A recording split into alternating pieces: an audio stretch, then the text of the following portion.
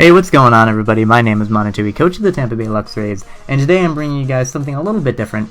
If you guys don't know, the NPL, National Pokeball League, decided to host a little NPL minors tournament type thing, where a bunch of people were to play each other to see who would possibly be able to get into the NPL minors, which is pretty cool. We were in the minors a long time ago, but we had to drop out due to personal reasons.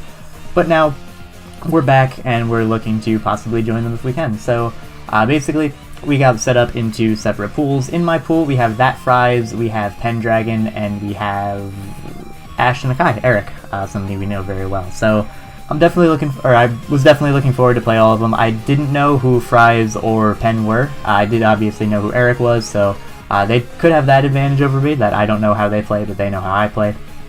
But regardless, we drafted a team that consists of the 6 that you see on screen now: Sneasel, Tapu Bulu, Mega Aggron, Victini, Alamamola, Nidoqueen, and then not on screen, there is a Beware, and there is something else that I can't remember, but I don't think it's as important. We'll get into it in a future game. You'll see the other Mon that I drafted. We each drafted 8 Mons. You can use Megas that are even unreleased, like I have Mega Aggron, he has Mega Altaria, which is really cool. But anyway, for his team, he brought his Emboar, Thundurus Incarnate, Mega Altaria, Jirachi, Diggersby, and Zoroark, so he's got a very scary, very powerful team he's got going on here. Relatively bulky offense with a Jirachi, Mega Altaria, and then just straight up wall breakers and Emboar and Diggersby and Thundurus. For my team, we have a Choice Banded Sneasel. There's 4 attacks, straight up, regular standard set. We have a Choice Scarf Tapu Bulu with Wood Hammer, Horn Leech, and Smart Strike for the Mega Altaria, which is really cool. We have a specially defensive, somewhat offensive Mega Aggron. I think I have like 44 attack EVs with an Adamant Nature, and then the rest in Spadef. We have a Twinkle Tackle, the Farium Z Victini with Dazzling Gleam, so that I can hit the Mega Altaria very hard. We have the Alamamola, which is just a standard spread, like 130 HP, max Spadef, 136 defense, bold, something along those lines, with knockoff as its only attacking move. And then we have an Assault Vest Nidoqueen meant to deal with his Thundurus. So without further ado, let's just get into the game. I'm going to lead with my Sneasel, as he is going to lead with his Altaria, which is great for me, because now I can just click Banded Icicle Crash and get a lot of damage off onto something, as he's going to switch into Emboar, which still takes a decent chunk from that Icicle Crash, and he's going to reveal the leftovers, making me think that he's probably going to have Sub, but regardless, my best play is into Alamamola, because as you're going to see here, even though I don't have a way to break this thing Sub, because my only attacking move is Knockoff, Wild Charge is not going to be able to 2-KO me, which means that I'll be able to Wish Stall this thing to the point where he is just going to have to kill himself with Wild Charge, or he's going to have to switch out. Like as you're going to see here, he's going to go for another Wild Charge. I'm going to be able to easily live that thing with the leftovers, and then we're just going to throw up a Wish, and then on the following turn I can Protect to get all my health back and force him to continuously kill himself, which is really, really good for me, because I really love Alamamola for that reason. It's just so bulky, you can send it into attacks, and because he's not a boosting enemy, you can't 2-KO me. He is going to make the switch, however, into Thundurus, realizing he's in a losing battle, as I'm going to go out into my Nidoqueen. As he doesn't overpredict or do anything, he's just going to go for the T-Bolt, which is also very nice for me, because now I can fire off an Ice Beam and hit something. But he decides to go out into a Jirachi, and I'm going to be able to pop that thing's balloon. That's kind of nice, so that I can hit it with an Earth Power on the following turn. He, however, will be able to U-turn out into whatever he wants to go out into, as he does pull the switch out into his Mega Altaria in order to be immune to the Earth Power, and then he's going to pull a good double right back out into his Jirachi on the Sludge Wave. And I don't want this thing to take any more damage than it's already taken, because I don't want to be in range of like Altaria's Earthquake, or not be able to switch into Thunder later on. So I'm going to switch out into my Victini, tank the Psychic, and then what I can do on this turn is go right for the Sub, which I have on this thing, expecting to switch out. And now that he's gone out into Emboar, because he's Sub, I don't think he has Sucker Punch, and I will be able to knock this thing out with a Bolt Strike, which is really nice, because now Victini is still behind a Sub, it got a kill, and he has to go out into his Mega Altaria to break it. However, this is actually a Zoroark, and I didn't know that, and it makes me really sad, because I went for the Twinkle Tackle on this turn, so he's going to just switch out into a Jirachi on the Twinkle Tackle, and he's going to eat that up, and I'm sad because I no longer have my attack to hit the Mega Altaria, but at least it's a good thing, because I do end up outspeeding this Jirachi, and I can knock it out with the Blue Flare. Now he is going to send out his actual Mega Altaria. I don't care how many Dragon Dances this thing gets up, because I have my Mega Aggron I can go into afterwards. But as you're going to see here, he actually just ends up going for the Earthquake in order to break my Sub. So what I'm going to do here is actually switch out into my Tapu Bulu, expecting another Earthquake to prevent my Mega Aggron from coming in. And because I am Scarfed, I will be able to outspeed this thing and hit it with the Scarfed Smart Strike. And I don't mind whatever he switches into, even Thunderous I have a switch into, even if he's Nasty Plot set. So we're going to hit him with a Smart Strike, get a crit. It doesn't really matter, I would have been able to 2KO him anyway, as we are going to tank that return, and then we are going to knock him out with the following Smart Strike, which is very nice because Mega Altaria is now gone and he is slowly losing his Pokemon. So now he's going to send out his Thunderous, which, like I said, I do have my Assault Vest Nidoqueen for. So even though he's going to go for the Nasty Plot, I know I can take a +2 hit no matter what it is, including a Psychic. But surprisingly to me, he's going to go for the Hidden Power Ground. And with the, he's also going to be Yachi Berry, which is a good prep on his part, but it's not going to save him. With the Grassy Terrain, I'm actually going to be able to live the next HP ground, which I thought was really impressive, because even though I'm Assault Vest with a lot of Spadef, this is still like a Thunderous Incarnate at +2, and I really thought he would be able to 2KO me, but with the Grassy Terrain he was not. So now he's going to send in his Zoroark and clean up the kill on my Nidoqueen. However, now I can just go out into my Tapu Bulu and click Wood Hammer twice and win the game. I actually didn't have Horn Leech on this thing, I think I said that earlier, but I think I was like Wood Hammer, Stone Edge, Smart Strike, and something else, so regardless, he's going to send in his Diggersby now. Unless he's Scarfed, he will not be able to outspeed me. He can't kill me unless he's banded with Quick Attack. We are going to be able to live that Quick Attack, and we're going to knock him out with the Wood Hammer.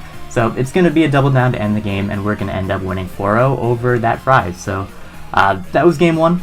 There were 3 games in this pool play, and we are going to move on to the second game right now. So this is a game versus Ashton Akai, aka Eric. Definitely somebody I recommend checking out in the description below. Fries as well. If he has a channel, I'll link him as well. But this is Eric. We've played him a couple times before. We always have Haxie games, and it's just not something we can ever control, but it always ends up being funny. So we're hoping for a Haxless game this time. As you can see, his team consists of the Keldeo, Nihilego, or Nihilego, however you want to pronounce it, Hippowdon, Klefki, Xurkitree, and Tangrowth. So, relatively scary team. We have our Mega Aggron, which has Heavy Slam, Stealth Rock, Toxic, and I believe Roar as well to phase things around. We have once again an Assault Vest Nidoqueen, this time to take on the Xurkitree, which is a very big threat to my team. Next up we have our Choice Banded Sneasel. I believe this is Choice Banded, and it might have been Life Orb, but I'm pretty sure this is Banded. We have once again a very standard Alomomola spread with Knockoff, Toxic, Wish, Protect. We have actually a very good mon versus his team, a Sub-Toxic Roost Thunderbolt Zapdos. Because even though I can't really touch the Hippowdon and I don't do a lot of damage to the Tangrowth, I can Toxic both of those things and then just wear them down. And unless this thing has Rock Slide, he won't be able to hit me. Unless this thing has Stone Edge or Roar, he won't be able to touch me. I dodge a possible Toxic from Klefki, I can force out things like the Keldeo. So this is actually a really nice mon versus his team. The only thing that immediately threatens it is the Nihilego. I'm also largely specially defensive in order to take on things like the Keldeo as well as the Xurkitree a little bit better. And then we have our Victini, which I believe in this game was also Assault Vest, so that I can take on the Nihilego a little bit better, the Xurkitree a little bit better, things like that. So without further ado, let's get into this game. I'm going to end up leading with my Mega Aggron, and he's going to lead with his Nihilego, and I'm just going to use this as an opportunity because I know he's not going to stay in. I'm just going to get up my Stealth Rocks. My EV spread on this thing is similar to last game, like 44 EVs into attack and then the rest in Spadef. Then predicting his rocks, I'm going to go for the Toxic, which is going to be really nice to put this Hippowdon on a timer. He does not have a Cleric, which is really nice, so that poison is there to stay. And then expecting him to want to go for the Earthquake, I'm going to go out into my Zapdos, and this is where I'm going to be able to start really putting a hurting on him, because now I'm going to reveal the sub, as on this turn, he is going to go right for the Toxic, which obviously is going to fail because I'm behind a sub, and now he realizes the severity of this thing because he doesn't have anything that wants to happily switch in on this thing. So he's going to send out his Xurkitree just because it's really his only good electric resist that can actually break my sub as I go for the Thunderbolt to get a good amount of damage off onto it. And then on the following turn, he's going to Volt Switch out, meaning that when he comes back in, he's going to take more rocks damage, and I'm, on this turn, going to be able to Roost and get this thing back to full. Now he's going to send in his Klefki here, and the way he sent it in, I'm thinking he's going to have something along the lines of Toxic so that he can Toxic me before I get up a sub. So I'm going to go out into my Mega Aggron, he actually gets up a Light Screen, and then he's going to go for the Magnet Rise, which I'm okay with because on this turn I just go right for the Heavy Slam. I had no reason to go for Earthquake there. Heavy Slam did plenty of damage to this thing, and as you can see, I'm going to play around with rolls a little bit, but I'm going to end up getting the second one in my favor, and we are able to knock out this Klefki. Now, Keldeo is going to come in, and I don't have a great switch into this, so I'm actually just going to click Roar to phase him around, as he actually ends up being Swords Dance, which he said Now, he said that the SD Keldeo had Poison Jab for my my Tapu Bulu, which would have been kind of cool if it worked, but I ended up not bringing Tapu Bulu because his entire team kind of like naturally countered it. Like he had something like a Tangrowth, which just 100% walls Tapu Bulu, and then he had things like Nihilego to outspeed and kill me. He could have had HP Poison on Keldeo.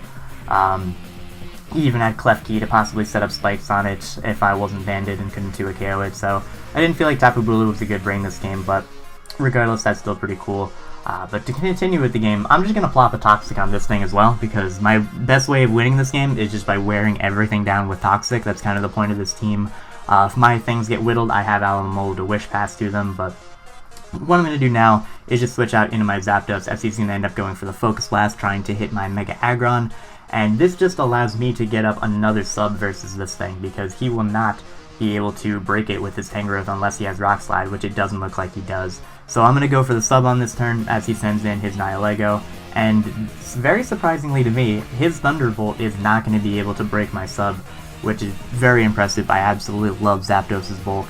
Obviously it wasn't stab or anything like that, but Nihilego is still very strong. On the following turn, he's going to go for the Power Jam. I'm going to sub again, just to see what he wanted to do. As you're going to see here, he's going to go for the Power Gem again, and then I'm just going to hit him with the Thunderbolt, get some nice chip damage off onto this thing, because again, this is really the only thing stopping my Zapdos, so if I can just whittle this thing down slowly, I'll be very happy with it.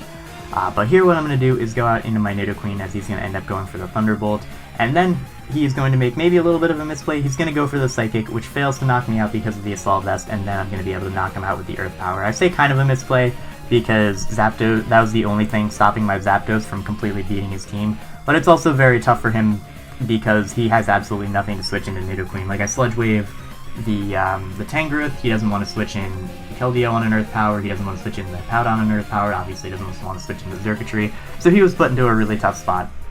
But I still think keeping Nihilego and stacking something else might have been the better play. But at this point, he's actually going to go into Xurkitree, and because of my Assault Vest, Energy Ball's not going to be able to knock me out at all, and I'm just going to be able to knock out the Xurkitree without it being too much of an issue, which is really, really nice. So that's really good for me. Now I'm not really afraid of this I don't really need my Nidoqueen, so I'm just going to click Earth Power, let him knock me out with the Aqua Jet. And what I can do now is just go out into my Zapdos and basically win the rest of the game. So as you're going to see here, he's going to switch out into his Tangrowth. Totally fine play on his part, as I just go right for the Roost, making myself get to max HP in case he had something to kind of hit me, like an Aqua Tail. And then what I'm going to do is just go right for the sub, and this is where basically the game's over. And honestly, I could show everything, but it's going to be very repetitive. Basically, I'm going to click Thunderbolt a few times, he's going to go Hippowdon eventually, he's going to try and do things with Regenerator, but like it's not going to work. Sludge Bomb doesn't break my sub, so I'm just going to skip a couple of turns.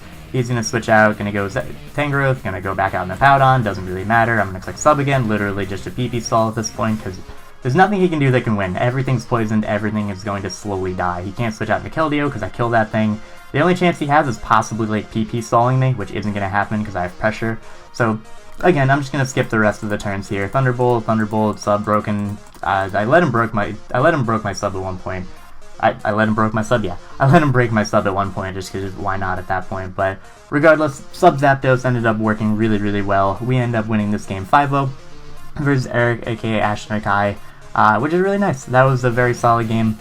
Finally, we had a game that wasn't Haxy, which is cool, because if you've watched the other games on my channel versus him, they've all been extremely Haxy, whether it's against him or against me.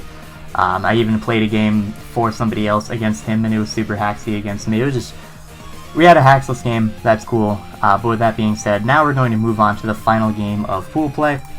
At this point, I already have my spot locked up to move into a bracket play, but I would like to increase differential and try and get to the top of my pool. So with that being said, we're going to try and win against Pendragon here. So, as you can see, Pen's team consists of Mega Charizard Y, Greninja, which actually is Ash Greninja, Scizor, Claydol, Sylveon, and Magnezone. So pretty scary team. But my team also has some very nice matchups versus him. So we have an Assault Vest, Tapu Bulu, meant to kind of take on the Greninja, because of its Battle Bond, it can't get Gunk Shot. The best thing it has to hit me with is Ice Beam or Hidden Power Poison. Also takes on the Sylveon, can take a Flash Cannon from Magnezone if I want to, and Ice Beam or Hidden Power Poison from Claydol relatively well. So Assault Vest I felt like was a very good option here, especially because I am very weak to Greninja. We also have our Zapdos here, which I believe is max speed, max HP, so its speed ties with Charizard Y. We have a we have a Choice Scarf Victini here, which honestly just kind of clicks V-Create against his team, especially with the Sun up from Mega Charizard. Why V-Create is going to hurt everything. Like V-Create in the Sun, OHKOs everything bar these two things, his only two resistances. It even has that chance to knock out the Greninja, I believe. So very big threat to his team, especially after Rocks. I believe V-Create just OHKOs everything in the Sun, which is really nice. We have a Life Orb Sneasel, which is kind of nice. We actually have a Jolly Rock Polish Mega Aggron, which can also put in a lot of work versus his team. Like, has Heavy Slam, Fire Punch, Rock Polish, and then I think something along the lines of Ice Punch just to hit the Claydol. I wanted Earthquake to hit the Magnezone, but Fire Punch was a little bit more reliable because, again, it's Sun boosted, so I'm taking advantage of his Sun, and I didn't want to have him be like Air Balloon or Magnet Rise and then just trap me in and then I can't do anything to it.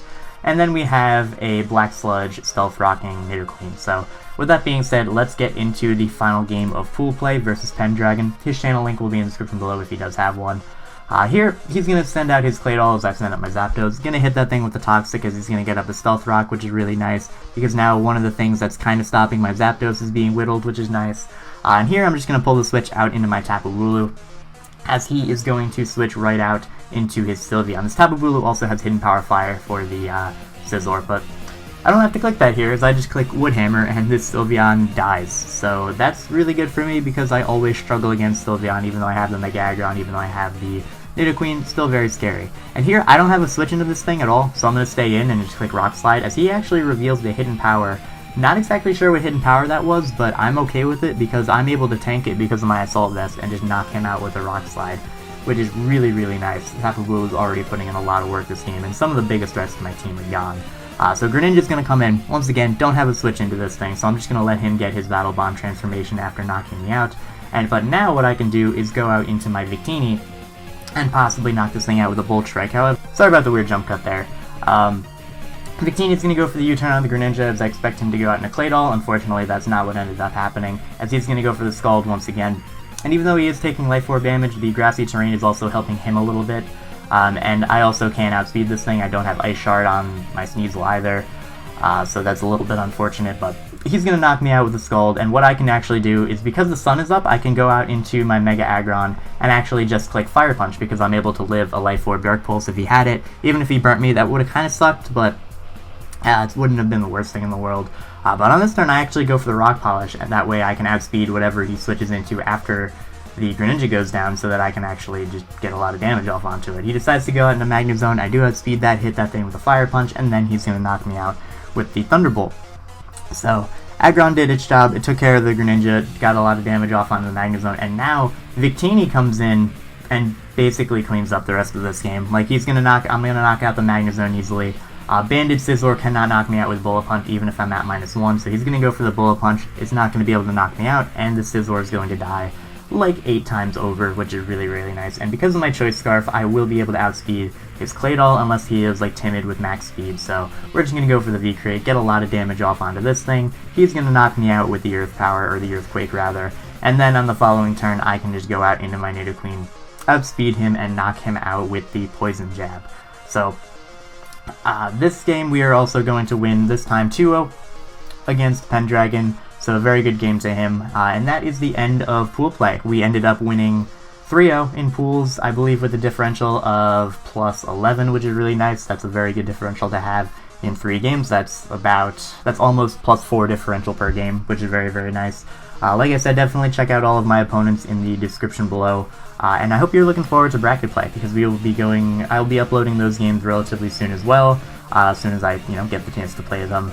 And hopefully we get into NPL Minors, because that would be pretty cool. I'm definitely looking for a fun, competitive Showdown League to join while, PPL is going on, while GBA is going on, things like that. So, and plus I like bringing you guys League content, because I know that's what you guys like to watch the most. So, with that being said, thank you guys very much for watching. I hope you all enjoyed, and I will see you in the next video.